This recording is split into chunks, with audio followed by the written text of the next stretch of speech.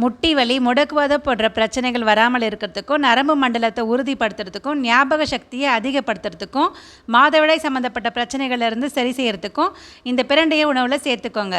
பிரண்டையை clean பண்ணுறதுக்கு முன்னாடி கைகளில் இந்த மாதிரி எண்ணெயை அப்ளை பண்ணிக்கோங்க.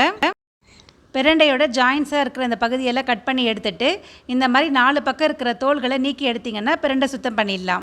பிரண்டை செய்கிறதுக்கு 10 பொருட்களை எண்ணெயில் வதக்க போகிறோம். கடலைப்பருப்பு, உளுத்தம்பருப்பு, காரத்துக்கு காஞ்ச மிளகாய், பூண்டு 4 பல்லு, வெங்காயம், சின்ன வெங்காயம் சேர்த்துக்கோங்க.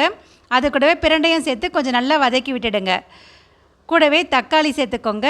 ஒரே 1 ஸ்பூன் அளவுக்கு தேங்காய் துருவல் சேர்த்துக்கோங்க.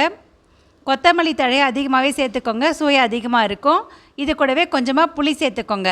இதுக்கு தேவையான அளவு உப்பு சேர்த்துட்டு இது நல்லா ஆற வச்சு அரைச்சி எடுத்துகிட்டு வந்துடுங்க. எண்ணெய் ஊற்றி கடுகு கருவேப்பிலை போட்டு சேர்த்து தாளித்து கொட்டிடுங்க. அவ்வளோதாங்க, ஹெல்த்தியான டேஸ்டியான பிரண்டை துவையல் சூப்பராக ரெடி ஆகிடுச்சு.